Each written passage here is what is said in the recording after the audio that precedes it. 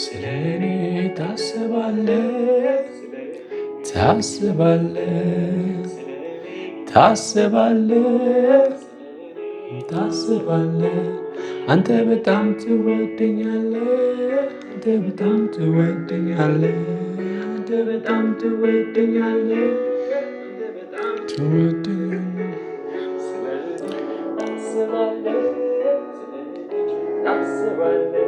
Yes ታስባለህ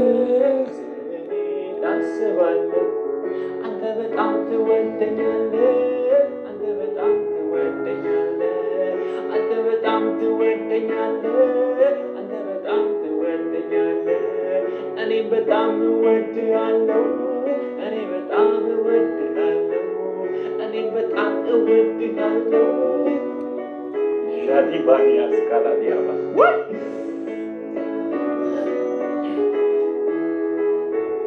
ስለኔ ታስባለህ ስለኔ ታስባለህ ስለኔ ታስባለህ ስለኔ ታስባለህ አንተ በጣም ትወደኛለህ አንተ በጣም ትወደኛለህ አንተ በጣም ትወደኛለህ እወድሃለሁ እኔ በጣም እወድሃለሁ እወድሃለሁ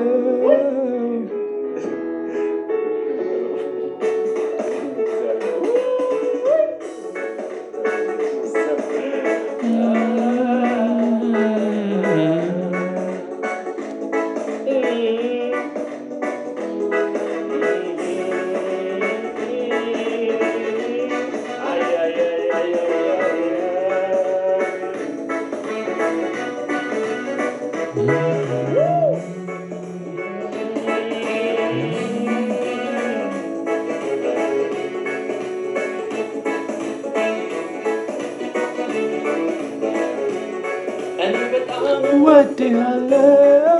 በጣም እወድሃለሁ እኔ በጣም እወድሃለሁ እኔ በጣም እወድሃለሁ እኔ በጣም እወድሃለሁ እኔ በጣም እወድሃለሁ እኔ በጣም እወድሃለሁ እኔ በጣም እወድሃለሁ እኔ በጣም እወድሃለሁ ቬላ ብራዶ ሶፕራ ደለቬኒያስ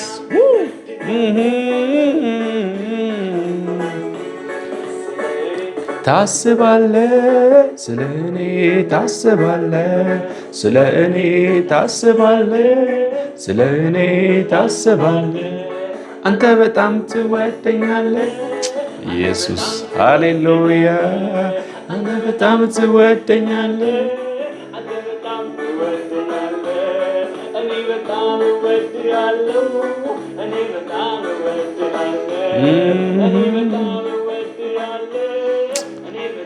ሃሌሉያ ሃሌሉያ ሃሌሉያ ኢየሱስ ጌታ ነው ኢየሱስ ጌታ ነው ክብር ለእግዚአብሔር ይሁን ሁላችሁንም በጌታ ሰላም እላችኋለሁ የጌታችን ኢየሱስ ክርስቶስ የአምላካችን ስም የተባረከ ይሁን የፍቅር ዓለም የተሰኘ ፕሮግራማችን ጀምሯል ዛሬ ለተቅዳሜ ነው ክብር ለጌታ ይሁን እንግዲህ ባለፈው ጊዜ ትንሽ በኔትወርክ መቆራረጥ ምክንያት ማስተላለፍ አልቻለም ነበር ፕሮግራማችንን ያው ያስቸገረ ነበር ኔትወርክ ለዛ አቋርጠናል ዛሬ እንግዲህ ባለፈው ያመለጠንን በጣም ድንቅ የእግዚአብሔር ቃል በእውነት ከዛ በኋላም እያሰብኩት እየተደነቅኩ በጣም ልቤም እየተነካ ያለበትን በጣም አስደናቂ ቃል እንመለከታለን ጌታ የተባረከ ይሁን እንግዲህ እግዚአብሔር ለኛ ያለው ሐሳብ እንደምናውቀው መጽሐፍ ቅዱስ እንደነገረን አባቶች እንደመሰከሩልን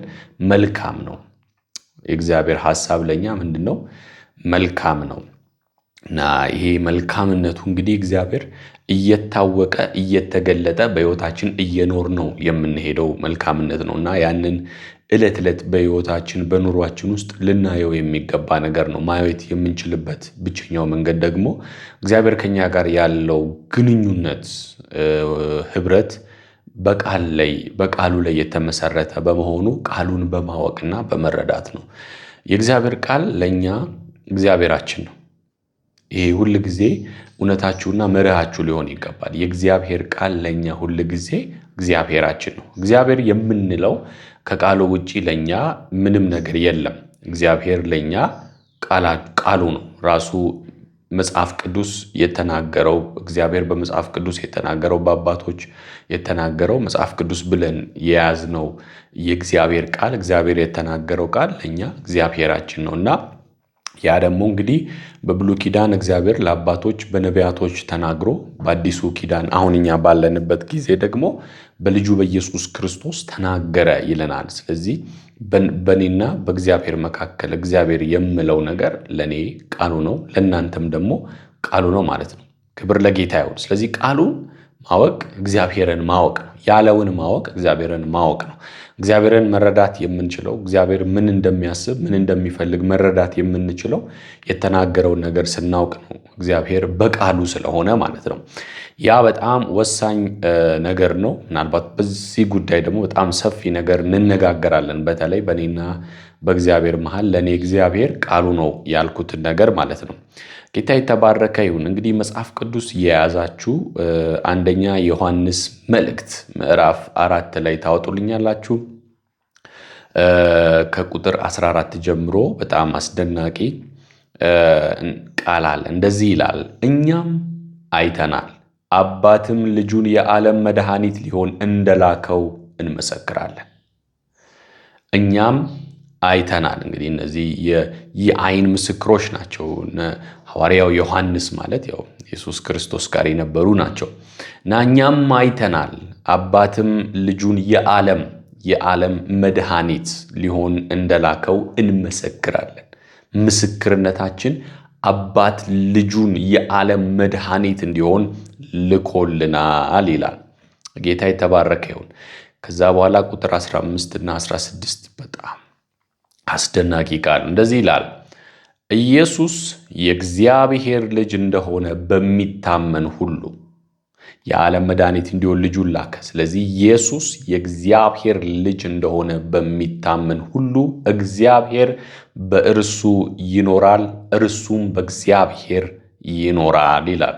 እግዚአብሔር በእርሱ ይኖራል፣ እርሱም በእግዚአብሔር ይኖራል። እግዚአብሔር በሚታመንበት ውስጥ ይኖራል፣ የሚታመንበትም ሰው በእግዚአብሔር ይኖራል ይላል።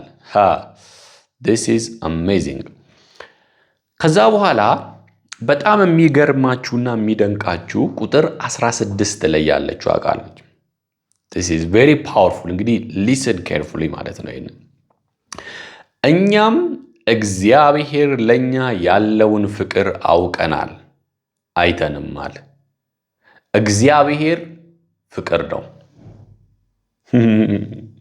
በፍቅርም የሚኖር በእግዚአብሔር ይኖራል፣ እግዚአብሔርም በእርሱ ይኖራል ይላል። አሜዚንግ ነው። እንግዲህ እዚህ ጋር ሁለት ነገሮችን ነው የጠቀሰው ሐዋርያው ዮሐንስ። የመጀመሪያው እምነትን ሲሆን ሁለተኛው ደግሞ ፍቅርን ነው። እምነትና ፍቅርን ያነሳቸዋል። ቁጥር 14 ቁጥር 15 ላይ ስለ እምነት ያነሳና ቁጥር 16 ላይ ስለ ፍቅር ያነሳል ማለት ነው። እንግዲህ ወንድማችን እንዲሁ ሐዋርያው ጳውሎስ በአንደኛ ቆሮንቶስ ምዕራፍ 13 ቁጥር 13 ላይ እምነትና ፍቅር፣ እምነት፣ ተስፋ፣ ፍቅር ብሎ እምነትና ፍቅር ጸንተው ይኖራሉ። እምነት አለ፣ ተስፋ አለ፣ ፍቅር አለ። እነዚህ ሶስቱ ጸንተው ይኖራሉ ይላል። እምነት፣ ተስፋ፣ ፍቅር። እዚህ ጋር አንድ በጣም ወሳኝ ነጥብ ላስቀምጥላችሁ። እምነትና ፍቅር ራሳቸውን የቻሉ ኢንቲቲዎች ናቸው። ስፒሪቹዋል የሆነ መንፈሳዊ የሆኑ ነገሮች ናቸው። ኢንቲቲ ያልኳችሁ ነገሮች ማለት ነው። ነገሮች ናቸው ማለትም ፍቅር በእምነት ሊሆን ይችላል፣ እምነትም በፍቅር ሊሆን ይችላል። ነገር ግን እምነት ራሱን የቻለ ነገር ሲሆን ፍቅርም እንዲሁ ራሱን የቻለ ነገር ነው ማለት ነው። ነገር ግን ሁለቱን ልንነጣጥላቸው ብናስብ፣ ልንለያያቸው ብናስብ ትልቅ ችግር ይፈጠራል። ችግሩ ምንድነው? እምነትን ያለ ፍቅር ወይም ፍቅርን ያለ እምነት ማሰብ ወይም ማድረግ ፈጽሞ የሚቻል አይደለም። እምነት ካለ ፍቅር ላይኖር አይችልም። ፍቅር ካለ እምነት ላይኖር አይችልም። እምነት ካለ ደግሞ ፍቅርም እንዲሁ ላይኖር አይችልም። ያ ማለት ለእምነት ፍቅር ያስፈልገዋል፣ ለፍቅርም እምነት ያስፈልገዋል። ለእምነት ፍቅር ያስፈልጋል፣ ለፍቅርም እምነት ያስፈልጋል። ይህ በእንዲህ እንዳለ ግን እምነትና ፍቅር ወደኛ ህይወት ሲመጡ በንጥጥል ልንኖርባቸው የምንችላቸው ነገሮች ናቸው። ማለትም በእምነት እየኖርን በፍቅር ላንኖር እንችላለን። በእምነት እየኖርን ግን በፍቅር ላንመላለስ እንችላለን። ምክንያቶች አሉ፣ ሰፊ ነው ያለው ሁኔታ ይሄ ነው። ያ ማለት ለኔ እምነትና ፍቅር የአንድ ሳንቲም ሁለት ገጽታዎች አድርጌ ወስዳቸዋለሁ። ፊትና ጀርባ ማለት ነው። እየተመላለስንበት ያለው እያሳየነው ያለውን የሳንቲሙ ገጽታ ያመለክታል። አንዱ ሲታይ አንዱ ምን ይላል ማለት ነው? ይሸፈናል ማለት ነው። ሁለቱን በአንድ ጊዜ ለማየት የማያቋርጥ እሽክርክሪት ሊኖረው ይገባል። በሳንቲሙ ስታስቡት ማለት ነው። እምነትን ከዛ ፍቅርን፣ እምነትን ከዛ ፍቅርን፣ ፊት ጀርባ፣ ፊት ጀርባ፣ ፊት ጀርባ፣ ፊት ጀርባ እያለን ያ በከባድ ፍጥነት ሲሽከረከሩ ሳይመንቴኒየስ የሆነ ወጥ የሆነ እምነትና ፍቅርን አንድ ላይ እናያቸዋለን ማለት ነው። ወደ ህይወታችን ስንመጣ ማመን አንድ ራሱን የቻለ ነገር ሲሆን በፍቅር መመላለስ ወይም ማፍቀር ደግሞ እንዲሁ ራሱን የቻለ ነገር ነው። ስናምን ልንጠላ ያመነውን ልንጠላው ባለመቻላችን ምክንያት በእምነት ውስጥ መውደድ አለ እንላለን። የምንወደውንም እንዲሁ ደግሞ ላናምነው አለማመን ስለማንችል በመውደድ ውስጥም ደግሞ እምነት አለ እንላለን። በእርግጥ ይሄንን መጽሐፍም ፍቅር ያምናል ብሎ ይገልጽልናል። ፍቅር ሁሉን ምን ይላል? ያምናል ይለናል። ስለዚህ ስንወድ እናምናለን፣ ስናምን ደግሞ እንወዳለን ማለት ነው። ይሄ የግድ ሊሆን ይችላል ብዬ ባልልም እንኳን አብዛኛውን ጊዜ ግን አንድ አካል አንድን ሌላ አካል ካመነው ሊጠላው አይችልም ማለት ነው። ፕሮባቢሊቲው በጣም ሌስ ነው። ሊኖር የሚችልባቸው ግን ፕሮባቢሊቲዎች አሉ። እዛ ውስጥ መግባት አልፈልግም፣ ሰፊ ጉዳይ ስለሆነ ማለት ነው። ዛሬ ግን እነዚህን ሁለት ነገሮች አንድ አይነት ውጤት እንዳላቸው አድርጎ ሐዋርያው ዮሐንስ ያቀርብልናል። እምነትና ፍቅርን ማለት ነው። እምነትና ፍቅር እምነት እንግዲህ እና ፍቅር የአንድ ሳንቲም ሁለት ገጽታዎች ናቸው ካልኳችሁ፣ ገጽታ ነው ካልኳችሁ፣ ሳንቲሟን ተስፋ አደርጋታለሁ ማለት ነው። ሳንቲሟን ምን አደርጋታለሁ? ተስፋ አደርጋታለሁ። እንግዲህ ዕብራውያን መጽሐፍ ስለ እምነት ሲናገር ምዕራፍ 11 ቁጥር 1 ላይ እምነት አለ ተስፋ ስለምናደርገው ነገር የሚያስረግጥ ነው። ተስፋ ሆፕ የሚለው ቃሉን የሚወክል ነገር ነው። እምነት ለቃሉ የምንሰጠው ምላሽ፣ ፍቅርም እንደዛው ማለት ነው። ተስፋው የተነገረን ነገር ሲሆን እምነት በተነገረን ነገር ላይ ያለን እርግጠኝነት ሲሆን ፍቅር ደግሞ በተነገረን ነገር ላይ የምንኖረው ህይወት ነው ማለት ነው። የምናሳየው ህይወት ነው ማለት ነው። ስለዚህ ሐዋርያው ዮሐንስ ይህንን ሁለት እምነትና ፍቅር የሚባሉት ነገሮች በሁለት መልኩ ያስቀምጣቸዋል። እንዲህ ይላቸዋል ቁጥር 15 ላይ ኢየሱስ የእግዚአብሔር ልጅ እንደሆነ በሚታመን ሁሉ ይላል። አሁን ኢየሱስ የእግዚአብሔር ልጅ በሚታመን የሚለው ኢየሱስ ጌታ እንደሆነ ብታምን ትድናለህ ከሚለው ጋር አንድ አይነት ሐሳብ ነው። ኢየሱስ የእግዚአብሔር ልጅ ነው ማለት ኢየሱስ ንጉሥ ነው፣ ኢየሱስ አምላክ ነው፣ ኢየሱስ ጌታ ነው ማለት ነው። ኢየሱስ ጌታ እንደሆነ ስታምን በምን መልኩ አለ? የእግዚአብሔር ልጅ እንደሆነ በሚታመን። ስለዚህ አሁን ይሄ በክርስቶስ ማመን በክርስቶስ እንድንሆን ያደርገናል። በክርስቶስ ማመን በኢየሱስ ክርስቶስ ስናምን በእርሱ እንድንሆን፣ በእርሱ ውስጥ እንድንገኝ፣ ከእርሱ ጋር አንድ እንድንሆን ያደርገናል። ማንም በክርስቶስ ቢሆን የሚለው ቃል ማለት ነው አንድ እንድንሆን ያደርገናል። ስለዚህ if any man is in Christ is a new creation፣ አዲስ የሆነ ፍጥረት ነው፣ new creature ነው የሚለው። እዚህ ጋር ምን አለ? ኢየሱስ የእግዚአብሔር ልጅ እንደሆነ በሚታመን ሁሉ እግዚአብሔር አለ በእርሱ ይኖራል። በክርስቶስ ኢየሱስ በማመናችን እግዚአብሔር በእኛ እንዲኖር ሆኗል። እግዚአብሔር በእርሱ ይኖራል፣ እርሱም በእግዚአብሔር ይኖራል ይላል።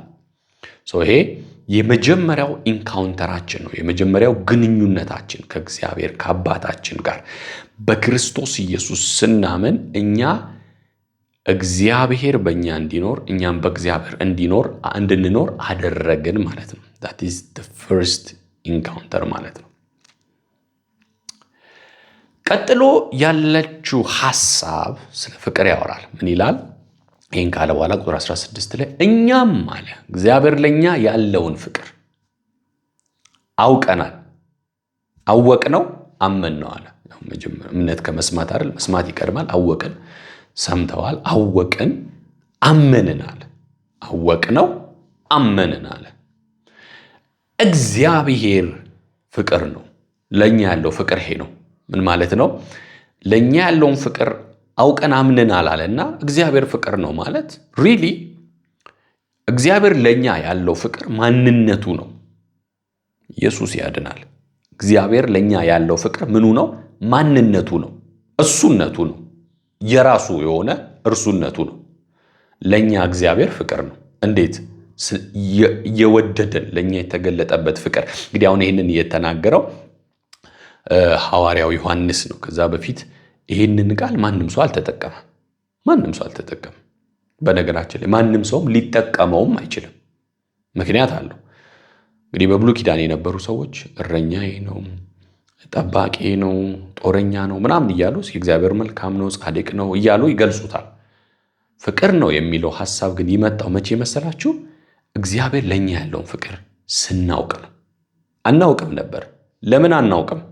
ምክንያቱም ያንን ፍቅር ሊያሳውቀን የሚችል ማንም አልነበረም። ማንም። ለምን? እግዚአብሔር በብሉይ ኪዳን ለአባቶች በነቢያት ነው የተናገረው። ስለዚህ እዛ ጋር ሄደን ስንመለከት ያንን የእግዚአብሔርን ይሄ ፍቅር የሆነውን ማንነቱን ለመግለጥ ኬፔብል አልነበሩ፣ የሚችሉ አልነበሩ። ምን ማለት ነው? አያውቁትም። እግዚአብሔር የሚያውቁት እግዚአብሔር እነሱ ሊሸከሙ በሚችሉት ያክል የነገራቸውን ብቻ ነው። በጣም ውስን ነው ማለት ነው። የሚሸከሙት በጣም ውስን ነው ከማንነታቸው የተነሳ። ለዚህ ነው ይህንን መጽሐፍ የጻፈው ሐዋርያው ዮሐንስ በዮሐንስ ወንጌል ላይ ምዕራፍ 1 ላይ እግዚአብሔርን ያየው የለም አለ። አላዩትም፣ ግን በቅፉ ውስጥ ያለው አብሮት ሲኖር የነበረ ከሱ ጋር የነበረ የሱ ማንነት ባህሪ ያለው ልጁ ግን መጣና ተረከው አለ። መጣና ገለጠው። ማን ነው? ስለዚህ እግዚአብሔር የተገለጠው እግዚአብሔር የተነገረውና እግዚአብሔር የታወቀው በሙላት ማለት ነው በማን ነው? በልጁ በኢየሱስ ክርስቶስ ነው። ስለዚህ ይሄ ማንነቱ ዛሬ በክርስቶስ ኢየሱስ ከተገለጠ በኋላ ተመልሰን ስንመለከት በእርግጥ ይሄ ማንነቱ በፊትም ለመታየት ይሞክር እንደነበር አውቀናል። ግን የእግዚአብሔርን ፍቅርነት ሙሉ ያደረገው የኢየሱስ ክርስቶስ መስዋዕትነት ነው። ከላይ የተናገረው ሐሳብ አለ አይደለ? ምን አለ? እኛም አይተናል አለ ቁጥር 14 ላይ አባት ልጁን የዓለም መድኃኒት ሊሆን እንደላከው አውቀናል፣ እንመሰክራለን። ስለዚህ እዛ ጋር እግዚአብሔር ያደረገው በክርስቶስ ኢየሱስ ያደረገው ነገር ክርስቶስ ኢየሱስን እንዲሆን ያደረገው ነገር ሪሊ ማለት ነው የእግዚአብሔር ማንነት ታየ። ይህን በማየታችን እግዚአብሔር በመግለጡ ምክንያት መጣና ዮሐንስ ተመለከተ። እግዚአብሔር ለእኛ ያለውን ፍቅር፣ መልካምነት፣ ሐሳብ፣ ደግነት፣ በጎነት አይደለም ነው ለእኛ ያለውን ፍቅር፣ ለእኛ ያለውን መውደድ አወቅን አለ። በማ በልጁ በኢየሱስ ክርስቶስ። ከዛስ አመን ነው አለ። ኢየሱስ ያድናል። አመን ነው አለ። ያደረገው ነገር አሳምኖናል። በእርግጥ ኢየሱስ የእግዚአብሔር ልጅ እንደነበረ በምድር ላይ ሲመላለስ ምስክሮች ናቸው፣ አይተውታል። እሱ ያደረገውን ማንም ሊያደርግ የሚችል የለም፣ አልነበረም። ምናልባት ደግሞ እንግዲህ ከኔ በላይ ታደርጋላችሁ ስላለ እኛ በሱ ምክንያት ከእርሱ የተነሳ ልናደርግ እንችላለን እንጂ እሱ ከሌለ ማንም ሊያደርግም አይችልም። አዩት፣ የእግዚአብሔር ልጅ። ያ የእግዚአብሔር ልጅ እንግዲህ ይሄ ሐዋርያው ዮሐንስ በመስቀል ላይ ተሰቅሎ ሲሞት ያየ ሰው ነው። ይሄ እግዚአብሔር ልጅ መስዋዕት እንዲሆን ያደረገው አባቱ እንደሆነም ሲናገር ስለነበረ ጌታችን ኢየሱስ ክርስቶስ አይተናል። በዚህ መስዋዕትነት፣ ይሄ መስዋዕትነት ደግሞ የተከፈለው እኛን ለማዳን ስለሆነ ዮሐንስ ወንጌል ምዕራፍ 3 ቁጥር 16 ላይ እኛን ለማዳን ስለሆነ አየን፣ አወቅን፣ አመንን አለ። ከዚህ በኋላ ከክርስቶስ መስዋዕትነት በኋላ እግዚአብሔር ፍቅር ነው አለ። ኢየሱስ ያድናል። ሃሌሉያ አሜን። ክብር ለእግዚአብሔር ይሁን። ከዚህ በኋላ አለ እግዚአብሔር ፍቅር ነው። እግዚአብሔር ለኛ ያለውን ፍቅር አውቀናል፣ አምነናል። ኦ ማይ ጋድ ሂ ኢዝ ላቭ። ጂሰስ ስሙ ይባረክ፣ አባታችን ይባረክ። ሃሌሉያ! እንዴት ድንቅ ነው! ሃሌሉያ! እግዚአብሔር ፍቅር ነው አለ። እግዚአብሔር ለኛ ያለውን አይነት ፍቅር ነው። ማንነቱ ራሱ በመስቀል ላይ ልጁን እንደሰጠን ነው አለ። እንዲሁ ነው አለ። ቅድሳ ነው። that's who he is ለኛ እግዚአብሔር amazing። ስለዚህ አለ ይሄ ማንነቱ ከሆነ ፍቅር ማንነቱ ከሆነ ፍቅር እሱነቱ ከሆነ ፍቅር ነው ከተባለ በፍቅርም የሚኖር በእግዚአብሔር ይኖራል። እግዚአብሔር በእርሱ ይኖራል።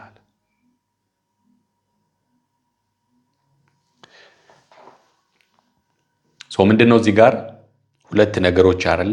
ከላይ በእምነት ይኖራል አለ፣ እርሱም ይኖርበታል። በፍቅር ይኖራል አለ፣ እርሱም ይኖርበታል። እነዚህ ነገሮች ሁለቱ የሚገርማችሁ ሁለት ግን የአንድ ድርጊት ውጤቶች ናቸው። የአንድ ድርጊት ውጤቶች ናቸው። ኢየሱስ ክርስቶስ አመንበት። ትእዛዙ እሱ ነው። ትእዛዝን የሰጠን በልጁ በኢየሱስ ክርስቶስ እንድናምን ነው። ስለዚህ አመንበት፣ ትእዛዙን ፈጸመን። እንድናምንበት የታዘዝንበት ፐርሰን ደግሞ አዘዘን ሌላ ትእዛዝ። ሌት ሚ ሾው ዩ እሱን ቁጥር ምዕራፍ 3 አንደኛ ዮሐንስ መልእክት ምዕራፍ 3 ቁጥር 22 አሜዚንግ this is amazing። ምን ይላል መሰላችሁ? ትእዛዙንም የምንጠብቅና በፊቱ ደስ የሚያሰኘውን የምናደርግ ስለሆንን የምንለምነውን ሁሉ ከእርሱ እናገኛለን። ምንድነው ትእዛዙ?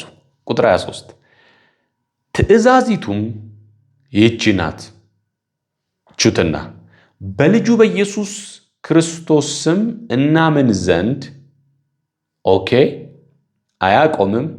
ሲቀጥል ምን ይላል? እናምን ዘንድ አለና ትእዛዝንም እንደሰጠን ኢየሱስ ክርስቶስ እርስ በርሳችን እንዋደድ ዘንድ ነው።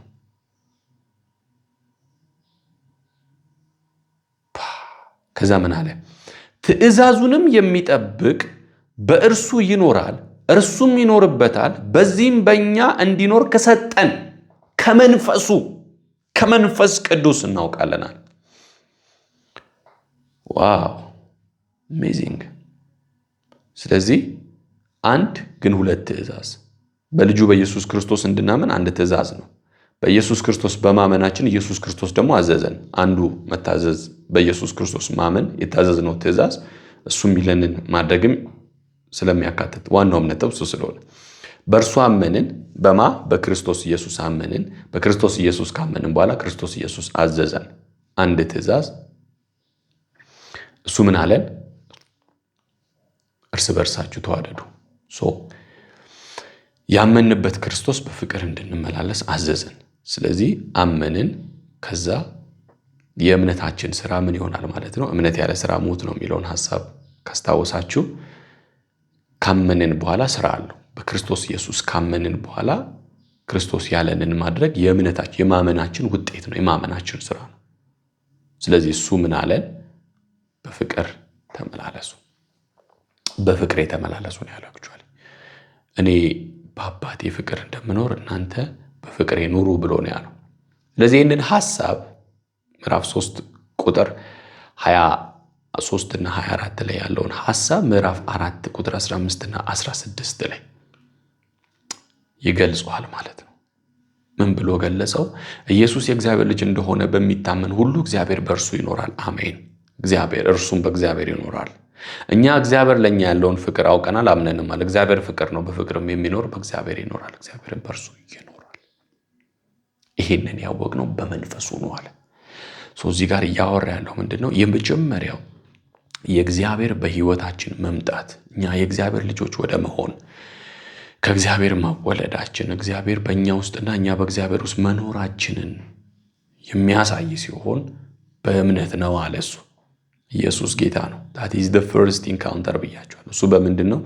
በእምነት ነው። which means ማንነታችንን ለእርሱ ማንነት የተመቸና የተስተካከለ አደረገው። በማመናችን ምክንያት ለእግዚአብሔር ተመቸን። in the second phase ማለት ከተመቸው ውስጣችን መኖር ከጀመረ በኋላ በፍቅር ስንመላለስ ግን እግዚአብሔር ማኒፌስት ማድረግ ይጀምራል። በህይወታችን መገለጥ ይጀምራል። ልክ በክርስቶስ ኢየሱስ የታየው ነገር በእኛ ህይወትም መታየት ይጀምራል ማለት ነው። ኢየሱስ ያድናል። you see አሁን እኛ ሜቢ ያለነው እምነት ላይ ሊሆን ይችላል። እግዚአብሔርን የእግዚአብሔር ልጅ ኢየሱስ ክርስቶስ መሆኑን አምነን ሊሆን ይችላል። that's the first phase። ክርስትና እዛ ጋር ይጀምራል። የሚቀጥለው በሰከንድ ፌዝ ነው። ያ ሰከንድ ፌዝ ደግሞ የሚለው በፍቅር መመላለስ walking in love ማለት ነው። እዚህ ጋር ነው ራሳችሁን መመልከት ያለባችሁ። አንደርስታንድ። እንግዲህ እንደ ክርስቲያን እንደ እግዚአብሔር ልጆች የመጀመሪያው ፌዝ ላይ ነው ያለነው ብዬ አስባለሁ። የመጀመሪያው ፌዝ ወደ እግዚአብሔር ቤተሰብ መቀላቀል ወይም የእግዚአብሔር ልጅነትን የምናገኝበት በጌታችን በኢየሱስ ክርስቶስ ማመን ነው። እርሱን ማመን፣ ኢየሱስ ክርስቶስ የእግዚአብሔር ልጅ ነው ብሎ ማመን፣ ኢየሱስ ክርስቶስ አምላክ ነው፣ ኢየሱስ ክርስቶስ ጌታ ነው ብሎ ማመን፣ መቀበል፣ እሱ ወደ ልጅነቱ ህይወት ሲያስገባን ማለት ነው። ሲያስገባን ሁለተኛው ፌዝ ግን ሰከንድ ፌዝ ግን እዛ የእግዚአብሔር በእኛ ውስጥ በመኖር ውስጥ እኛም በእግዚአብሔር በመኖር ውስጥ የተካፈልነው የእግዚአብሔር ፍቅር አለ፣ የእግዚአብሔር ባህሪ አለ። ከመለኮት ባህሪ ተካፋዮች ሆነናል ይላል። ባህሪ አለ፣ የእግዚአብሔር ማንነት አለ። ያንን የት ጋር ነው ያገኘነው ካላችሁ ኢየሱስ ክርስቶስ ሲያዘን አገኘነው። ዮሐንስ ወንጌል ምዕራፍ 15 ላይ እኔ የአባቴን ትእዛዝ ስጠብቅ በፍቅሩ እንደምኖር ትእዛዜን ብትጠብቁ በፍቅሬ ትኖራላችሁ፣ በፍቅሬ ኑሩ ብሎ ሲለን ይህን ትእዛዝ ሲያዘን አካፈለን ማለት ነው። ያለውን አካፈለን፣ ያለውን ሰጠን። በዛ ምክንያት የእግዚአብሔር ፍቅር በክርስቶስ ኢየሱስ በእኛ ውስጥ አለ ማለት ነው። በክርስቶስ ኢየሱስ የእግዚአብሔር ፍቅር በእኛ ውስጥ ካለ so that is our second phase በዛ ፍቅር ወክ ማድረግ and that is የእግዚአብሔር ፋውንዴሽን እኛ ህይወት ላይ ብዬ የማስበው መሰረቱ ያ ነው የቆመበት ላቭ ማለት ነው። የሱ ማንነቱ ነው። ፍቅር ነው የተባለበት በነገራችን ላይ እግዚአብሔር ነው ተባለበት ፍቅር እግዚአብሔር ፍቅር ነው የሚለው very powerful God is love so በፍቅር መኖር ፍቅር የእርሱ ማንነት ስለሆነ እርሱ በህይወታችን እንዲገለጥ የእግዚአብሔር ሐሳብ አሁን በክርስቶስ ኢየሱስ ያለው ነው የምነግራችሁ የተደረገልንን በህይወታችን እንዲገለጥ ያደርጋል። በህይወታችን እንዲገለጥ ያደርጋል። ግን ፖይንቱ ምንድነው? ስላለህ ማድረግ መቻል አለብን። ከመልካም ሐሳብ ከጥሩ ሐሳብ ባደርገው ጥሩ ነው ለኔ ይጠቅመኛል ምናምን ኖ እኛ ያለነው የእግዚአብሔር መንግስት ውስጥ ነው። ኪንግደም ሺፕ ውስጥ የምታደርገው መልካም ስለሆነ አይደለም ነገሮችን ንጉሱ ስላዘዘህ ነው። መሰለህ አልመሰለህ ፈለከው አልፈለከው it doesn't matter I say it doesn't matter ማተር የሚያደርገው በንግስና በኪንግደም ውስጥ በንጉሳዊ አገዛዝ ውስጥ ንጉሱ ያለህን ማድረግ ነው። you do it anyways ኢየሱስ ክርስቶስ ወደ መስቀል ሲሄድ በጌቴሰማኒ ቦታ ላይ ያሳየን ያ ነው። መሄድ አልፈለገም፣ አልተሰማውም፣ ተጨንቋል። ስሜቱን ዛጋ ቢያዳምጥ አልፈለገም። ሂድ እያለው አይደለም፣ እየፈራ ነው፣ ተጨንቋል። ነፍሴ እስከ ሞት ድረስ ተጨነቀች እስኪል ተጨንቋል። ግን የሚያደርገው የሚሰማውን የሚፈልገውን ምናምን ሳይሆን የሚያደርገው አባቱ ያለውን ነው። and that's what we do ስለዚህ በፍቅር መመላለስ walking in love must be ግዴታ መሆን ያለበት ነገር ስላዘዘን ማድረግ ነው። ያኔ ነው ሪሊ በእግዚአብሔር መኖርና እግዚአብሔር በእርሱ ይኖርበታል የሚለውን ነገር በህይወታችሁ ማየት የምትጀምሩት። በእያንዳንዱ ሁኔታችሁ ላይ እግዚአብሔር ስላላችሁ በፍቅር መመላለስ ስታስቡ walking in love የዛን ሰዓት ላይ እግዚአብሔር ማኒፌስት ያደርጋል። you will see him በህይወታችሁ you will በነገራችን ላይ ካልፈለጋችሁ እግዚአብሔር በህይወታችሁ እንዲገለጥ ይሄንን አታደርጉ። ሲሪየስሊ ነው የምነግራችሁ። I'm very serious ለምን ፍቅር እንደነገርኳችሁ ማንነቱ ነው። ፍቅር ነው ተብሎበታል። ፍቅር ነው የተባለው እግዚአብሔር so ይሄንን በፍቅር ወክ ስታደርጉ እግዚአብሔር ማኒፌስት አለማድረግ አይችልም ይገለጣል። ማንነቱ ስለሆነ በእግዚአብሔር ወክ ስታደርግ እግዚአብሔር በአንተ ይታያል። በህይወት ላይ የምትፈልጋቸው ነገሮች ማለት ለሱ በጣም ሲምፕል ነገሮች ናቸው። በእርግጥ እንደውም ዮሐንስ ምዕራፍ ቅድም ያነበብኩት 3 ላይ ያለው ምን እንደሆነ ታውቃላችሁ? ትእዛዙን የምንጠብቅ በፊቱ ደስ የሚያሰኘውን የምናደርግ ስለሆነ የምንለምነውን ሁሉ ከእርሱ እናገኛለናል። ትእዛዙን ስለምንጠብቅ እያለ ያለው ስለምንድነው? he's talking about love, walking in love ምዕራፍ 3 ቁጥር 22 ላይ ማለት ነው። ስለዚህ ከእግዚአብሔር የምንፈልጋቸውን ነገሮች የምናገኝበት መንገድ ትእዛዙን መጠበቅ ነው። ትእዛዙ ደግሞ አለ በልጁ በኢየሱስ ክርስቶስ እንድናመን እሱ the first phase we have done it ያደረግን ሰዎች the second phase is walking in love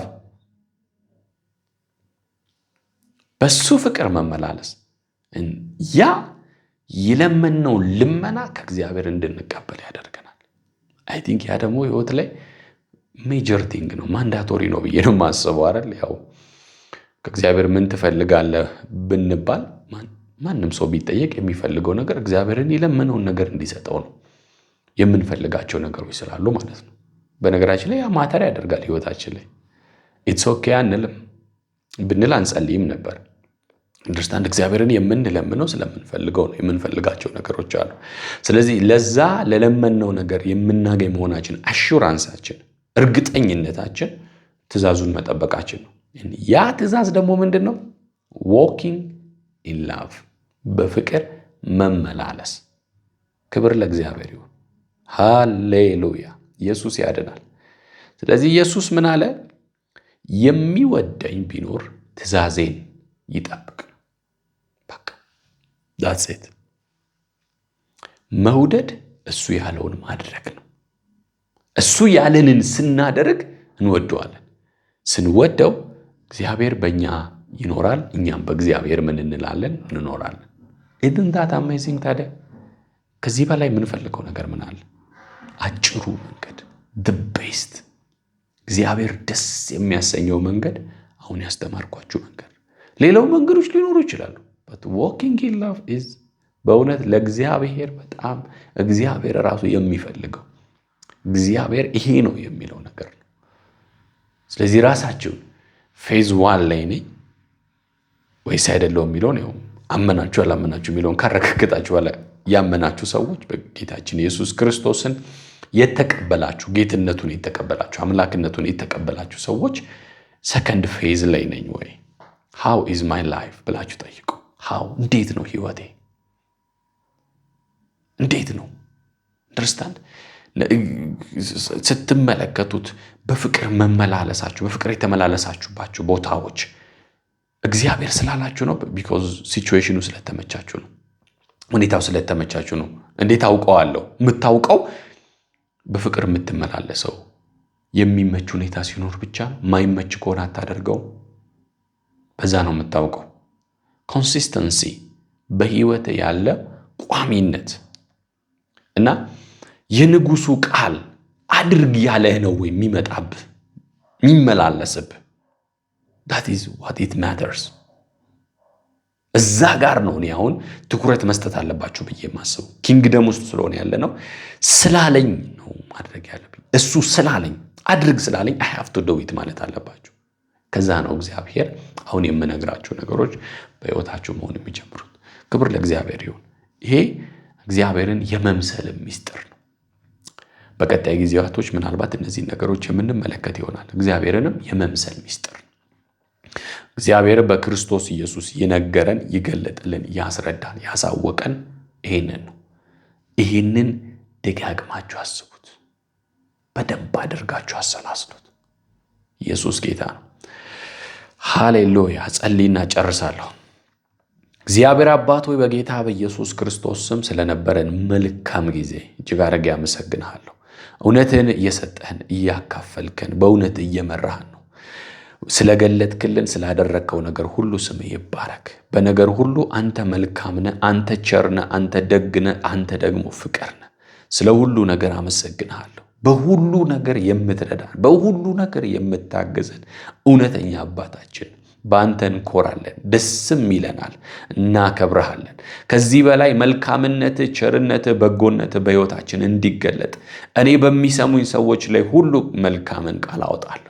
በጌታ በኢየሱስ ስም ፍቃድህ፣ መልካሚቱ ፍቃድህ በሕይወታቸው ትፈጸም። አንተ እንደምትፈልገው በሕይወታቸው እንዲሆን እንደምታሰበው መልካም ነገር ሁሉ ወደ እነሱ ሕይወት ይምጣ። ይገረሙ፣ ይደነቁ፣ ያንተን እጅ እያዩ ያመስግኑ። እግዚአብሔር ይሄንን አድርግላቸው። ፈውስ ወደ ሕይወታቸው ይምጣ፣ ይፈወሱ። በነገር ሁሉ አሸናፊዎች ናቸው። እኔ በጌታ በኢየሱስ ስም ባረኳቸው። አሜን። ኢየሱስ ጌታ ነው። ክብር ለእግዚአብሔር ይሁን። በጣም እጅግ ደስ ብሎኛል ስላየኋችሁ። በጣም ጌታን አመሰግናለሁ። ሁላችሁንም እጅግ አድርጌ እወዳችኋለሁ። እንግዲህ የፍቅር ዓለም የተሰኘ ፕሮግራማችን ዘወትር ሰኞ፣ ሮብና ቅዳሜ ከ2 ሰዓት ጀምሮ ነው። ደግሞ ከተባበሩት ሰሚት የተባበሩት ማዲያ ወደ ፍየል ቤት በሚወስደው መንገድ መሃል ላይ የማምለኪያ ስፍራ አለ። በዛ እንግዲህ ነገ እሁድ ከ10 ሰዓት ጀምሮ በጣም ድንቅ የሆነ የአምልኮ ጊዜ፣ የቃል ጊዜ፣ የጸሎት ጊዜ ይኖረናል። እግዚአብሔር በጣም በዛ ድንቅ ነገሮችን እያደረገ ነው ያለው። መምጣት የምትችሉ ሰሚት አካባቢ ያላችሁ ሰዎች እንድትመጡ አበረታታችኋለሁ። ኢንፎርሜሽን ማግኘት የምትፈልጉ ስልክ መደወል ትችላላችሁ። ጌታን እጅግ አድርጌ አመሰግናለሁ። እንግዲህ ስላየኋችሁ ደስ ብሎኛል። ዳግም የፊታችን ሰኞ እስከምንገናኝ ድረስ የእግዚአብሔር አብ ፍቅር፣ የጌታችን ኢየሱስ ክርስቶስ ጸጋ፣ ደግሞ የመንፈስ ቅዱስ ኅብረት ከሁላችንም ጋር ይሁን። አሜን።